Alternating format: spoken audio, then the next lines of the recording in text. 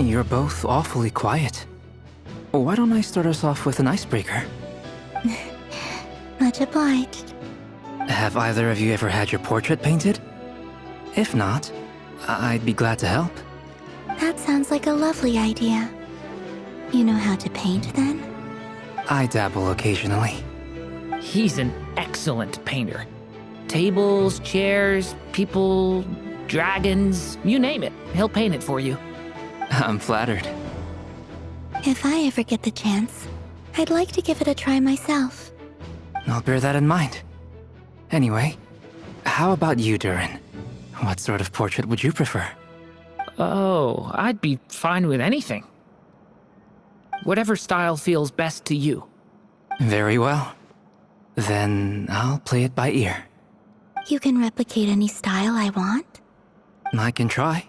If you show me a sample, I'll do my best to match it. Thank you. In that case, I'll dig up some reference material for you.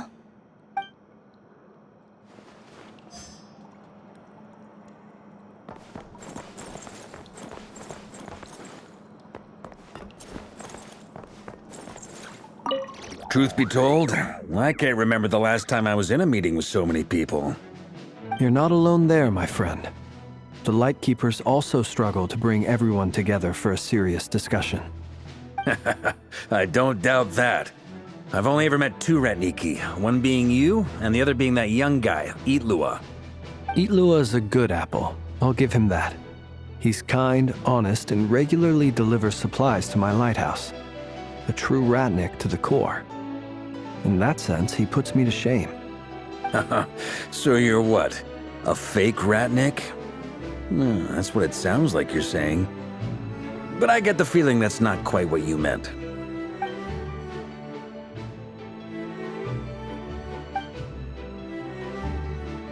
Come on, why the awkward silence? Sorry. I'm not even gonna bother trying to hide it. You've known all along, haven't you, my friend?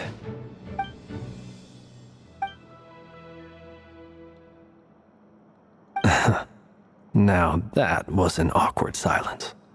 Let's just keep this between ourselves. Probably best if Itlua doesn't know, huh?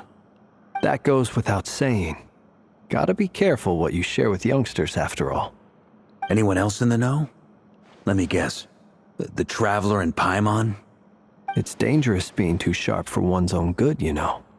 Then, in the name of the Animo Archon Barbados himself, I swear, your secret's safe with me.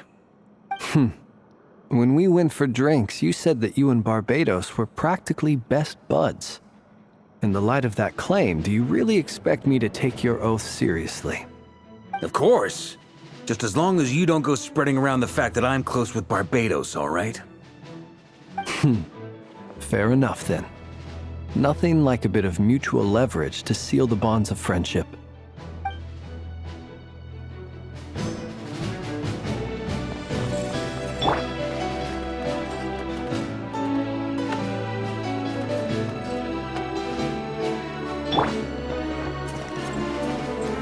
Is there something you'd like to say to me? Yeah! For starters, why'd you just show up here without even giving us a heads up? If you think back to our previous interactions, you may recall that that's hardly out of character for me. You do have a point there. Oh yeah! You'll need to find somewhere to stay the night too, right? Wanna tag along with us? You never know. We might get a group discount. Sure, let's do that. Great! Paimon will handle it! And in return, we can get Dainslift to be our very own personal bodyguard.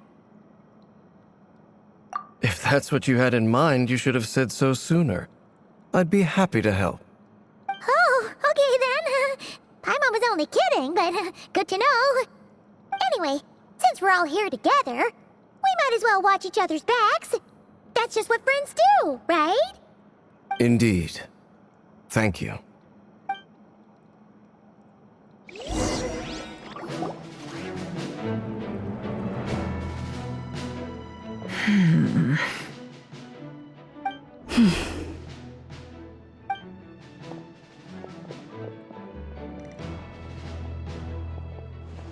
Ah, Miss Nefer. You made it after all. But what about Yehoda? I'm here to give you an update on how things are going on our end. Once this is over, I'll be heading straight back to continue my work. I left Yehoda back at the curatorium to watch over things while I'm gone. Huh. So much for just this once.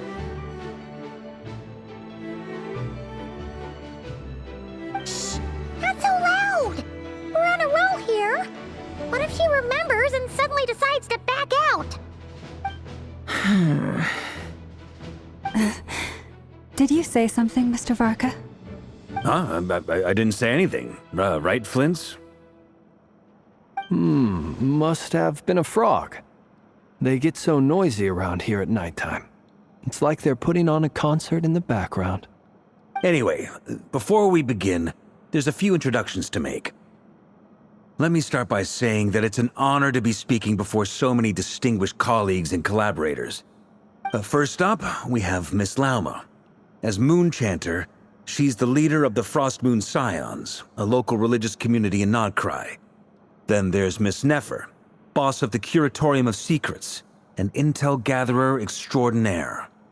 Nefer is leading the investigation into Rerer's background, assisted by Yehoda and Lauma. From the little I've heard, they're making some great progress. Over here, we have Mr. Flint's, a Ratnik and guardian of the abandoned lighthouse. In our last operation, he courageously distracted the wild hunt to buy time for the rest of us. For those of you who've never met, this is Mr. Albedo, a renowned alchemist and captain of the Knights of Favonius investigation team. By his side is a new face for us all, myself included, Mr. Durin, who has come to lend his aid.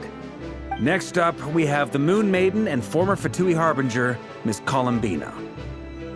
Then we have the Traveler, who's earned more titles than I could possibly hope to list out, so I'll spare you the rundown.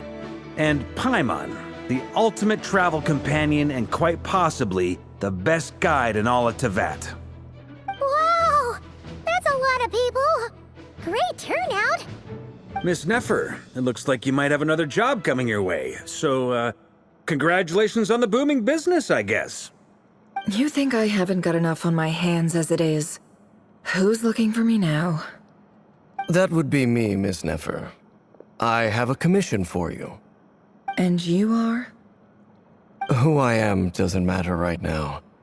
What does matter is that I'd like you to gather more intelligence about the Recher of Solnari.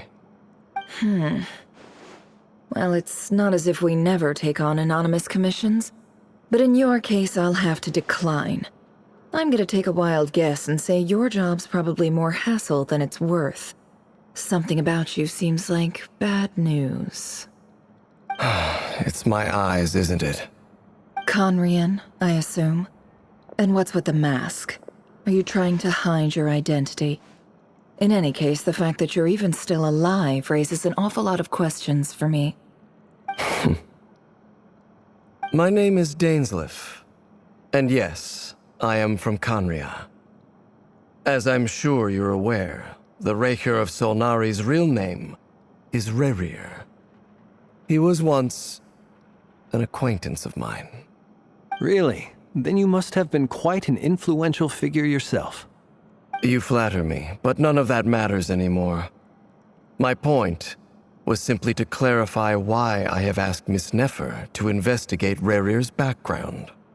So you're both from Conria, and it sounds like you used to be friends? What am I missing here? Surely you already know how he became one of the Five Sinners. I'll tell you everything I know. The history of Conria, the names and identities of the Five Sinners. I remember it all like it was yesterday. I have never spoken openly of this before. But the truth was exactly as people say. The Five Sinners were each driven by their own desires, and it was by playing upon these that the Abyss tempted them to their fall, tearing Conria apart in the process. The visionary, Vedafinir, who wished to foretell the future. The wise, Haroptatir, who sought limitless knowledge. Gold, Rheindotter. who desired to create life. The foul, Surtologi, who pursued supreme strength. And last, but not least, Raker of Solnari, Rerir, Ravager of the Moon. Of the five, Rerir is the only one who remains a mystery to me. He never harbored grand ambitions, so what changed in the space of a single night? How did he come to fall like the others? In other words, you're saying that his change came as a shock to you, and you have no idea what actually happened? That's right. You mentioned how the Abyss tempted them, which led to their fall. But what did that look like in practice? And what other context can you give me about the events of that time? The more detail you can give me, the better. Strangely, now that it comes to it, I hardly know where to begin. The fateful night took place during the era of the Eclipse Dynasty. One day, my elder brother, the visionary, Vedafenir, was summoned to the palace by the Vinster King, only for the king to gouge out his eyes and cast him into the dungeons. When I came to hear of this, my fury knew no bounds. I gathered together every ally I thought I had, and together, we set a night to storm the palace and free Ved. Centuries on, the memories of that night still haunt me like a never-ending nightmare. We broke through the palace gates, just like we had planned, each striking towards our separate targets. But then, I was betrayed. Even Vedafenir, the very person I had come to rescue, abandoned me and partook of the Abyss's power. So, it's personal after all. Then tell me, Mr. Dainsleif, what price are you willing to pay? You, of all people, must know that nothing comes for free. I cannot say what price would be worthy of such a commission. But know this. Rerir was not always a madman. Believe it or not, there was a time when he was just an ordinary man, working for the Conrian Intelligence Service. Uncovering the truth of Rerir's past is the only way to unravel this mystery. But before you decide if you will accept my commission, I will tell you more about him. Enough, I hope, to help you plan your next move. Sounds pretty good to me. Feels like we just flagged down a random passerby, only to discover he's actually a master strategist who has a score to settle with our enemy.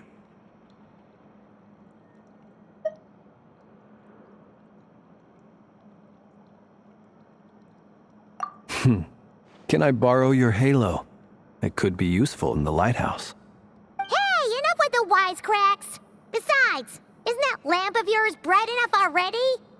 Relax. It was meant to be a compliment. If that was a little over the top for your liking, I'll make sure to tone it down next time. I'll give your proposal some serious thought, Mr. Dainsleif. Let's speak in private once the meeting is over. Before that, there's a few things I'd like to share.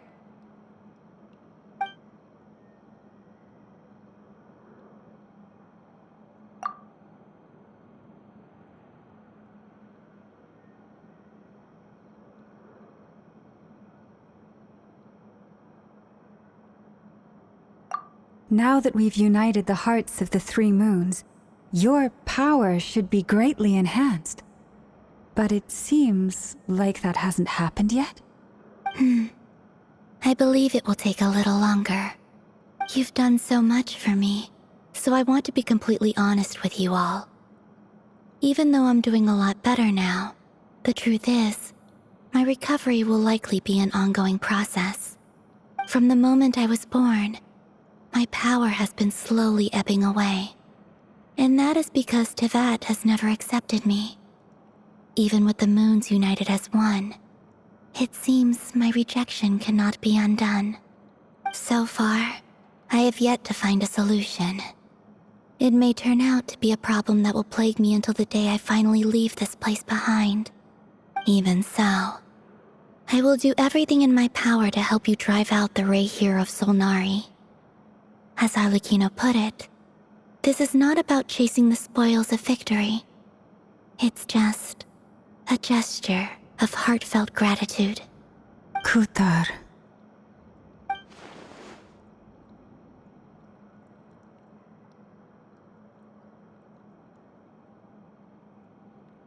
Defeating the Ray here of Solnari will be no easy task. While my strength slowly recovers, we'll also need to gather more intel. Naturally. We should take all the help we can get if we hope to defeat him. We've considered several viable plans now, but our choice hinges on the answers to a few key questions. Is it even possible to kill Rerir? What experiences shaped the person or monster he became? And what's he really after? Given Albedo's expertise in alchemy, I think we should leave him to try and answer the first of these questions. Understood. As for the other two, I'm afraid we'll have to count on you again, Miss Nefer. Believe me when I say it's not my wish to burden you. But right now, relying on your skills is our only option. So you're placing all your hopes on me, huh? We can't thank you enough for agreeing to help us. Honestly, I can hardly... You sure have a talent for changing your tune, Miss Moonchanter. Timid like Yehoda one moment, then flinches insincere flattery the next. Ladies, please. I must object to your portrayal of me. That's all. Feel free to keep bickering. Just pretend I'm not here. I almost don't want to leave this room. I'm curious to see how this plays out. I have faith in you, Miss Nefer. Something tells me you'll stand by us until the very end. Oh? And what makes you so sure of that? What if I suddenly decide that my compensation is insufficient? This isn't about the money. I can sense that you've got a deep-seated distaste for Rerir. And knowing you, that alone is motive enough. Look at them getting along so well. Like two peas in a pod. And I'm the one they accuse of insincere flattery. There is no justice. Miss Lauma, you have to understand something. Unlike you, I don't actually enjoy having everyone's hopes on my shoulders. Is that right? Well, maybe the fact that I'm willing to put my hopes in other people says more about me than you. But the fact is, I also trust you. And that's because I know that you're someone we can count on. Anyway, we've got our... Mr. Dainsleif, let's talk. And Traveler, once we're finished, if you've nothing else planned, I'd like you to come with me. This whole experience is teaching me a lot.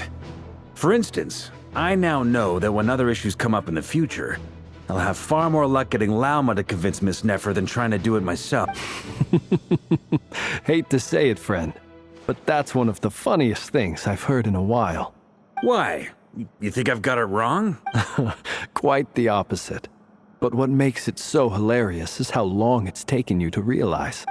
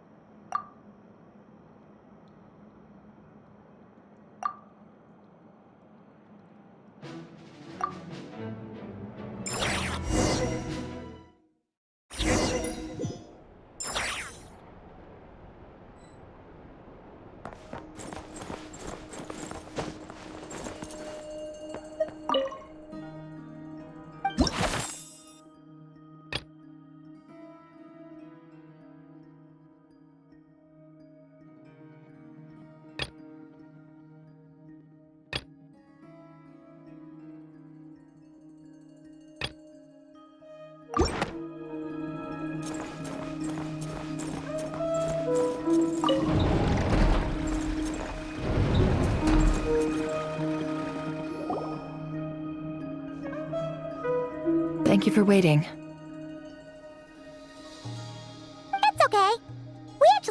time to help Dainsliff get a room at the hotel. That's very considerate of you. Now, I trust you share my curiosity about Rarier's past, and you seem fairly familiar with Mr. Dainsliff already. We spoke at some length after the meeting. He was the one who suggested I should invite you to join this operation. He feels confident that these secrets will be safe with you. Dane has a lot of faith in us, that's for sure. Likewise. I appreciate that you got right on board without interrogating me about why I invited you. It shows that you trust me to explain everything in due course. That's because we know what you're capable of. We appreciate you too, Nefer.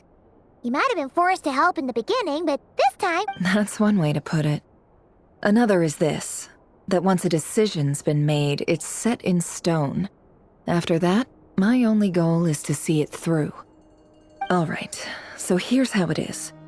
I'm going to access Rarier's thoughts again using my confidential method. Now, I'm sure you've seen things like this before on your travels, so you're surely well aware of how dangerous it can be. The reason I've gathered you all here is to ensure my safety during the proceedings. I plan for us to enter the fragment of his consciousness together, and once inside, I will focus on searching for information. Think of this as a diving expedition into someone's brain. If I'm the diver, you are my safety equipment, tasked with keeping me alive while I'm under the surface. Once the ceremony begins, we will all be spying on privileged information. But in the interests of safety, you must remain absolutely silent at all times. We will discuss our observations after the ceremony has concluded. Lastly, any individuals of a weaker constitution are advised not to partake in the ceremony. In any case, Paimon has her own job to do, which requires staying in the room, but not joining the ceremony.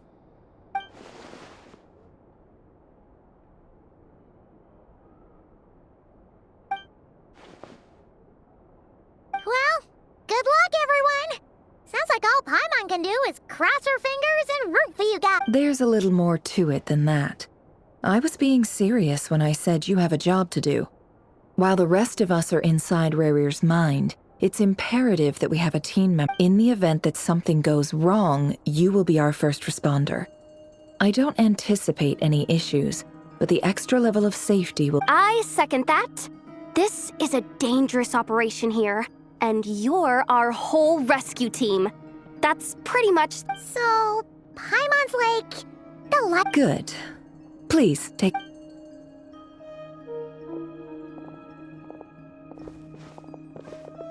So, did Mr. Dainsliff tell you anything else? He told me that he believes Rarier kept some big secrets in his life. He's not sure that they were the cause of his eventual downfall, but he's asked me to uncover what those secrets were all the same. But surely you're not planning to go through with this, no matter the cost. If you think that, you'd be overestimating me. I'm a businesswoman, not a mercenary. But I do have my own professional reasons for taking this job. You think I'd turn down the opportunity to get a first-hand glimpse into Conrian history? No chance.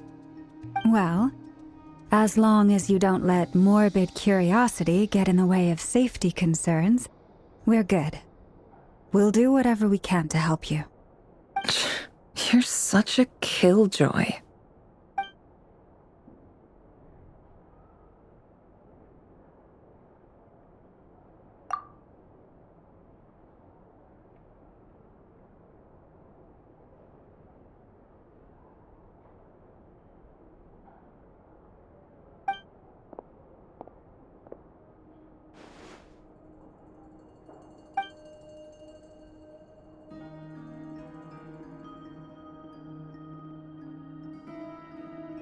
All right, I'm good to go. All set over here, too. Promise, Paimon, you'll be extra careful. All right. Let your whole body relax. We're about to begin.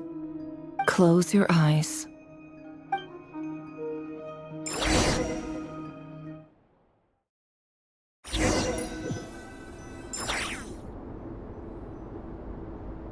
Phew. Could this be his office? Pretty standard setup. Bookshelves, paperwork, files. According to Dainsliff, Rarier used to be an intelligence operative. Chances are there's plenty of top-secret intel stashed away in this room. Is this where you keep your secrets, Rarier? Can't say I'm not looking forward to this.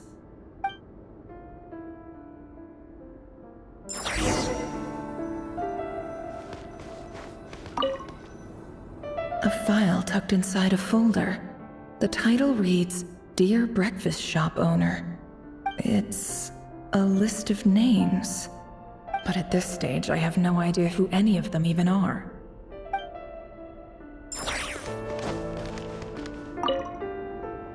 Wonder what kind of encryption technique this is. Seems like it has to be inserted into that camouflage device nearby. Aha! It's an audio recording. Please, hear me out. I can't shake this feeling that someone's been spying on our house. No, I'm not being paranoid. It's true. I saw someone dressed in all black. It was a couple of days back, but that was on another street, not near my house. I swear, I know what I saw. There's a note in the margin. Surveillance of the run for their residence has concluded. We apprehended the target and filed the mission report last night. Could the voice in the recording belong to one of Rarier's targets?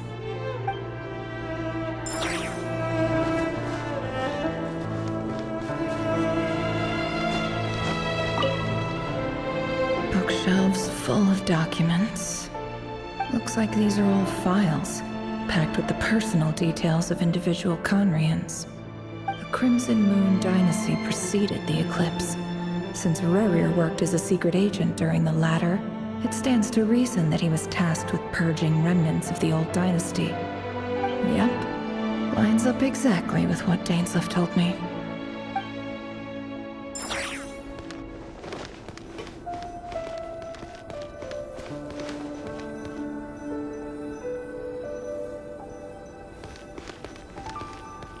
He looks even gloomier than last time. I wonder what's changed.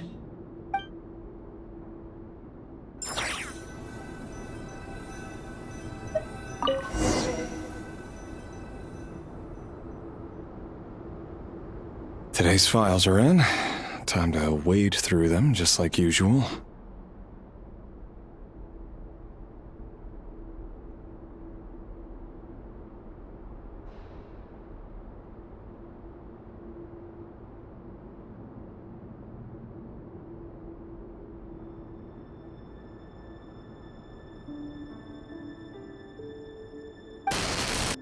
Male, 51. Occupation, cook. Confirmed Crimson Moon descendant. Has maintained frequent contact with other descendants over the past year. Poses a threat to the dynasty. Neutralized on...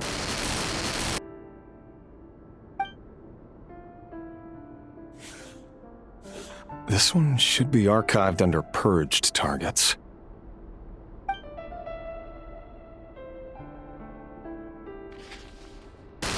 Female, 23. Occupation, office clerk. Confirmed Crimson Moon descendant. Has maintained frequent contact with other descendants over the past year. Poses a threat to the dynasty. Neutralized on... Another one for purged targets. Sounds like she was that other man's daughter. Never mind. What's it got to do with me?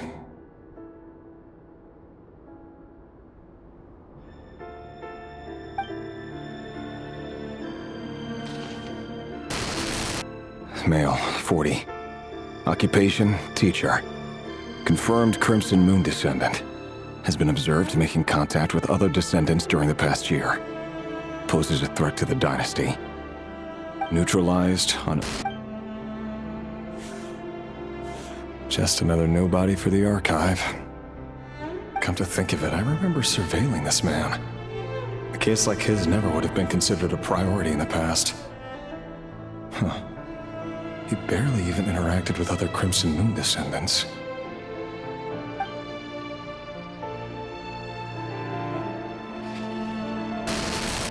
Female, 16. Occupation, none. Orphan and confirmed Crimson Moon descendant. Has been observed making neutralized. Filed. I have no recollection of this girl. None whatsoever.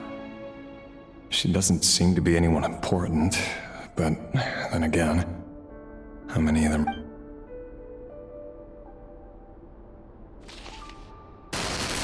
Female, 13. Occupation, none. Orphan and confirmed neutralized and filed.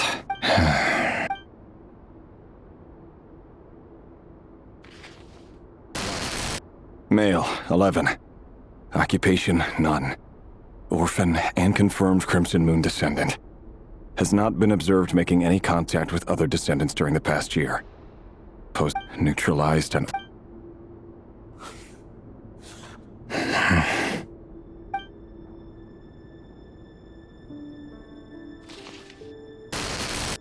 Male, 6. Occupation, none. Orphan and confirmed Crimson Moon descendant. Poses a threat to the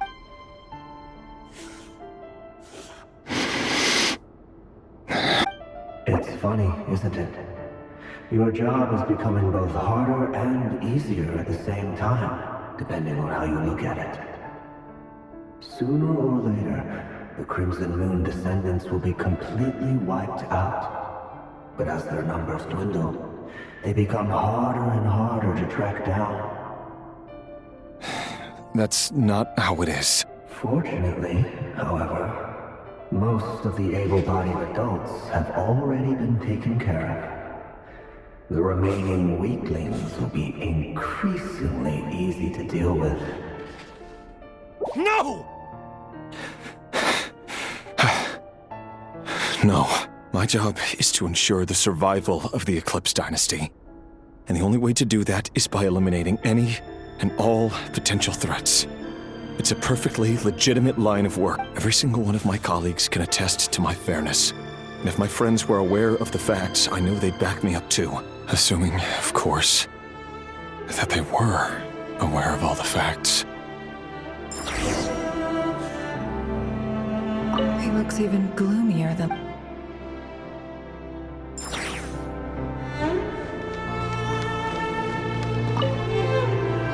A box containing a ring inlaid with a precious gem.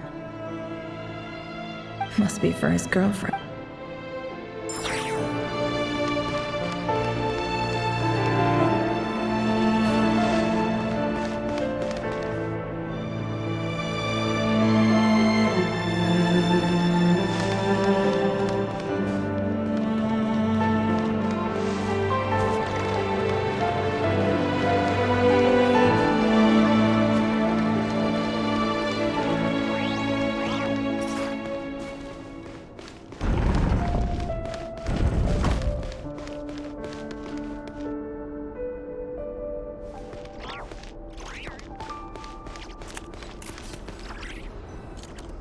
Mr. Vedifalnir? It's been quite some time since we last... Revir, I trust you're here because you have... Forgive me. I wasn't tuning out, it's just, I noticed you didn't even phrase that as a question. Tell me, does someone in your position ever feel the need to ask questions at all? It is indeed within my power to foresee certain things. Things like your arrival. I was just thinking. It won't be long before I'll be inviting both you and Dane to my wedding. That isn't a lie, but nor is it a fact as such. It's a wish, isn't it? No fooling a prophet, is there? Ever since that day we met for drinks, I knew it was only a matter of time before you came looking for me. Does it feel good? Knowing how the future will unfold. I'm afraid the notions of good and bad fail to capture the complexity of what such a power entails. Once you've seen what will come to pass, it can be all too easy to succumb to fear and melancholy. Unless, of course, you learn to abandon these feelings.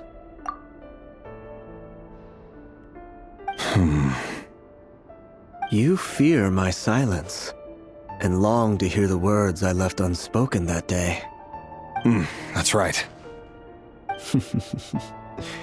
You must have noticed my reluctance to broach the subject, and the reason is simple. Because the truth could never have lived up to your hopes. For both our sakes, such words are better left unsaid. The burden of prophecy was never meant for your shoulders. So who exactly do you deem worthy to hear your prophecies? None but our exalted king? Or rather, our king as he once was. You're closer to his majesty than I am. You must know better than anyone how much he's changed. You say that as though it is to my benefit.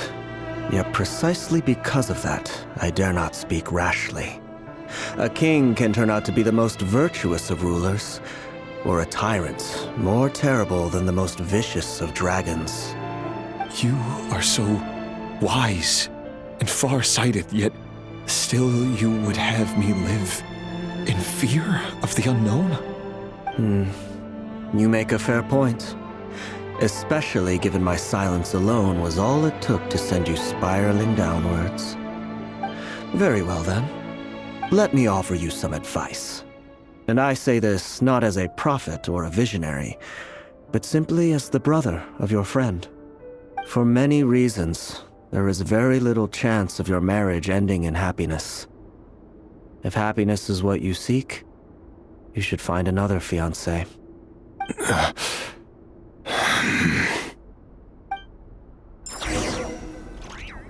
Hold on. There's that same black fog again. Could this memory belong to Thelindis? Guess I better tread carefully. Can't hide the truth.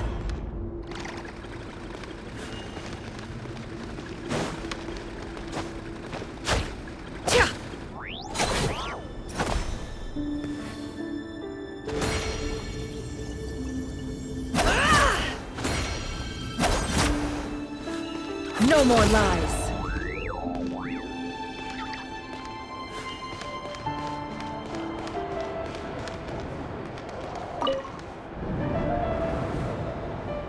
Wait.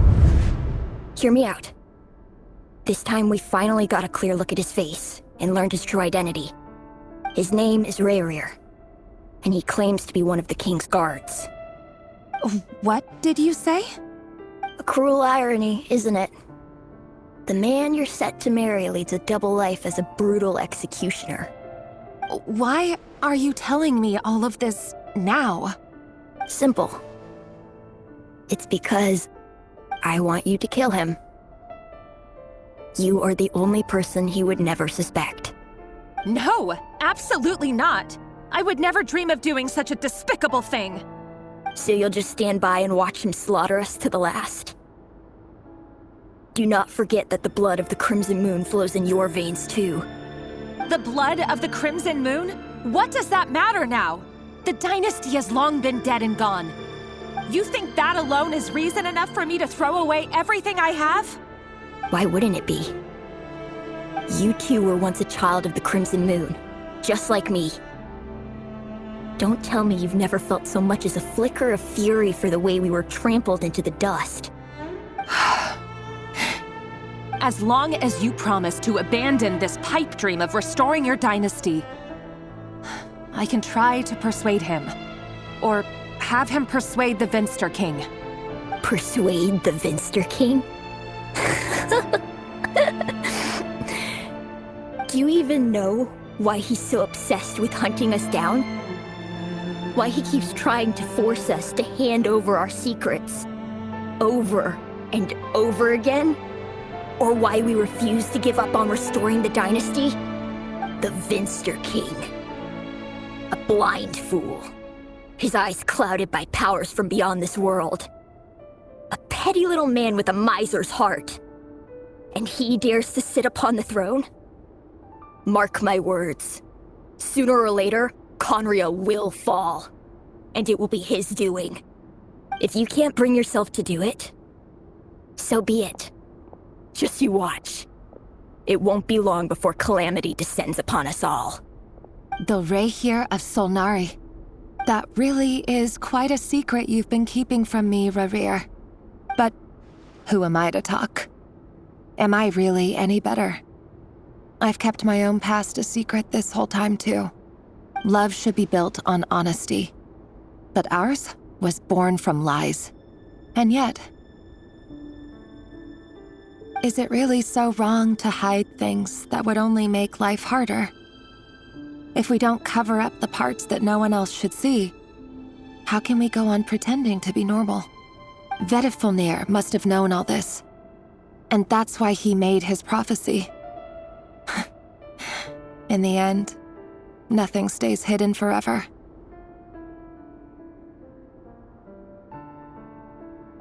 But I won't just sit by and watch this disaster unfold. I'll do everything in my power to protect what I cannot afford to lose, no matter who I have to face.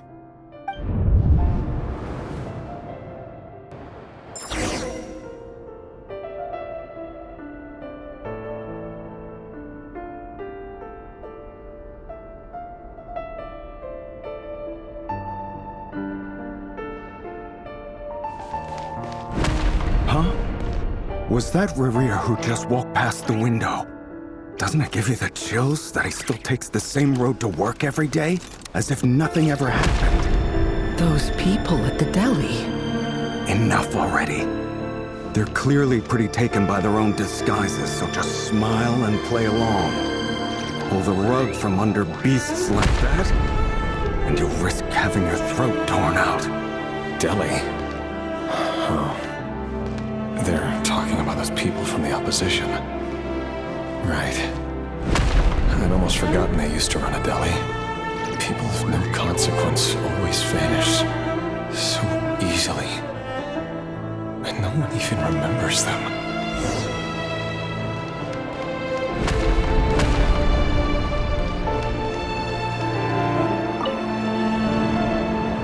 But surely you can see he's not the man he pretends to be! So many have died already, and they say that the king's madness grows with each passing day. We're not going to survive this, are we? But why does it have to be this way? Do we really deserve to die just because of the blood that runs through our veins? Felindis, are you even listening? Sorry, Freether. My mind was off wandering. I heard you, though. You're talking about what Rerir said. He's just following the king's orders. He's a secret agent, and it's his job to hunt down rebels and dissidents. By the time you first met him, he'd already taken lives. Maybe he was using you from the very beginning. No. Rerir has no idea I have anything to do with the Crimson Moon. My family are only distant relatives of the main lineage, and besides, my eyes are perfectly ordinary. Truth be told, apart from my teacher, pretty much no one knows I have any connection to any of it. It's been a long time since my family severed ties. But as Orlog said, who could possibly talk sense into that raving lunatic of a king?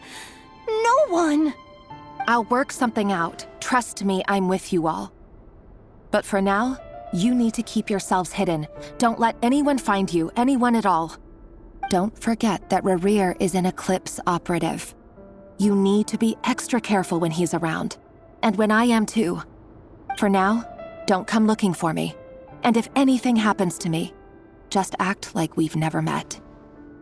If even you can't escape this, what hope do the rest of us have? But after all this time together, surely he wouldn't lay a hand on you. I won't speak in his defense, nor can I give you a clear answer to that question. But I'll do everything I can to put an end to this. Here, hold on to this. If an opportunity to escape presents itself, take it. You'll be glad you took some spare change. You call that change? But what about you? I've got a job, and there's still money coming in. But you can't go anywhere right now. Please think about yourself for once.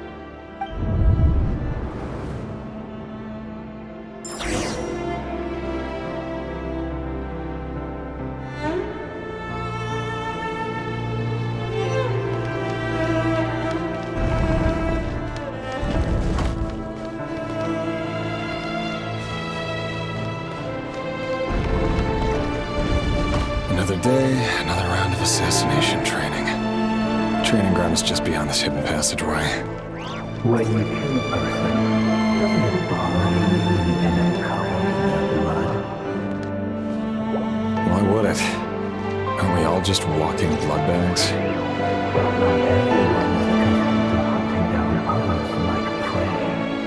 You've been a hunter for so long now. You seem to have forgotten that most people don't just go around killing one another. Leave me alone.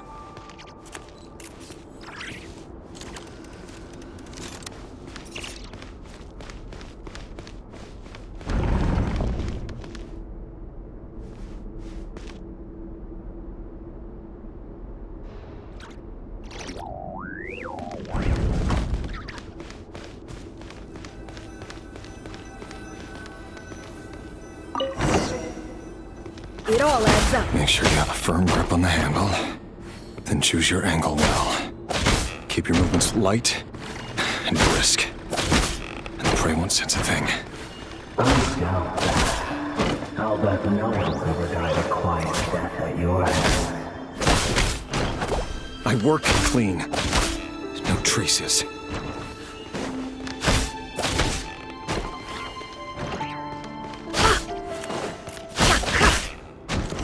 That doesn't make it open to the sword, though. The king just happens to need you right now. What if somebody doesn't? That won't happen. He's changed. Ever since he fell with that power. In the beginning, he only had you take out a handful of the The ones I've dealt with have always been guilty. And I've carried out my work flawlessly.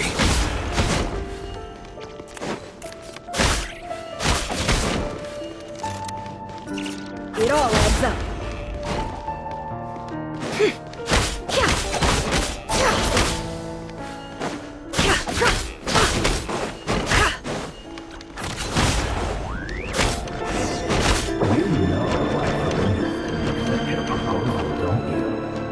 Was it because she didn't trust you?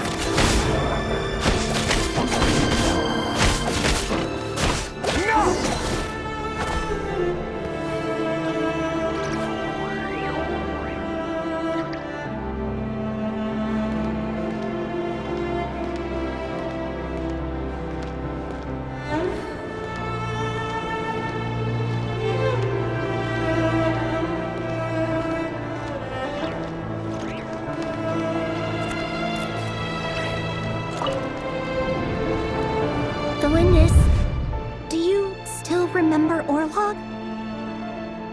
Orlog? The boy who was pretending to sell flowers. You spoke for quite a while, didn't you? Yes, we did. What about him? He was arrested 2 days ago. Chances are he's already dead.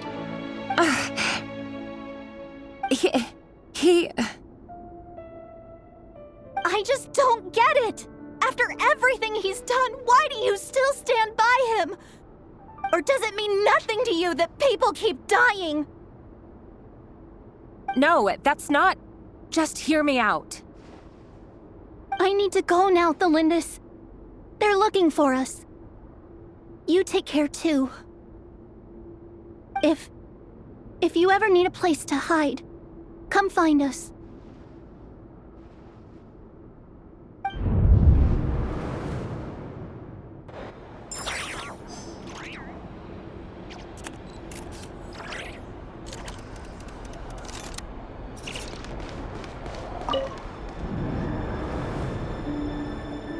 Author, Thelindis. Over the course of this week, the research object was subjected to interference for a total of 47 hours for experimental purposes. The results are as follows. All subjects of observation that were sent inside have now... The situation within is proving more problematic than anticipated. No progress whatsoever. What now? Won't you give me even a glimmer of hope? Things are getting worse by the day. I have to find a way or we'll all be in danger.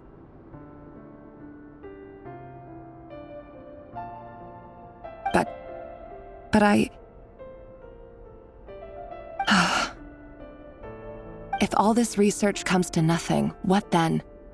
Sooner or later, it'll be my neck on the line. But could he really bring himself to kill me? No. Surely he wouldn't have the heart.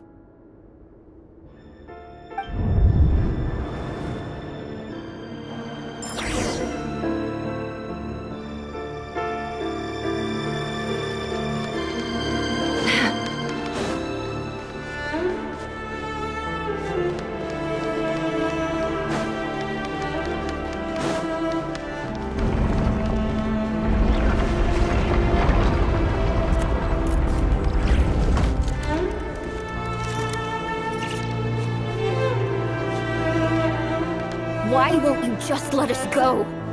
We don't even know each other. All we want is to live ordinary, peaceful lives. You want to live?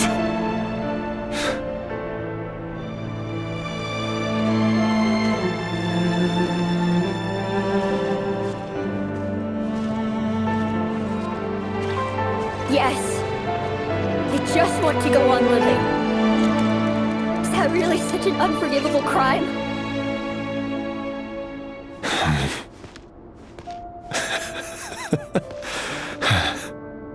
You want to go on living. I want to keep living too. To keep living forever. That's why I have no choice but to continue on the path I'm on. If only some savior would suddenly swoop down and change the way the world is. Too bad that's not going to happen.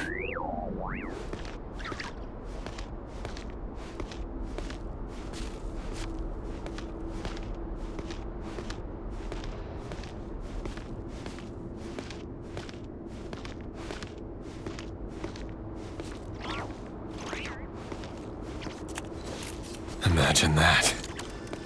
If there really were such a person, you and I wouldn't be standing here like this, would we?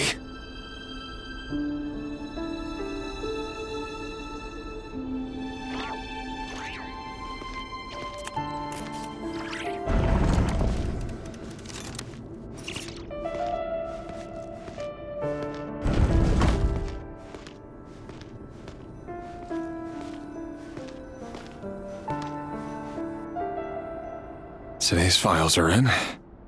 Time to wade through them just like usual. No, I don't get tired of it. It's my job. And not only am I lucky to have it, I'm good at it too.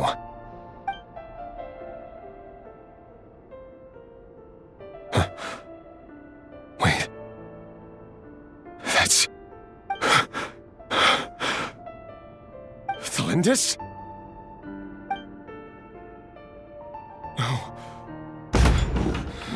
No. No! Why? But you bear no mark of the Crimson Moon. How could you possibly have anything to do with them? It cannot be! A diluted bloodline. Carefully concealed. I see it now. You've been living in the shadows just like me. What a fool I've been. Numbing myself with talk of justice. Even imagining my friends would back me up. But in the end, Irminsul.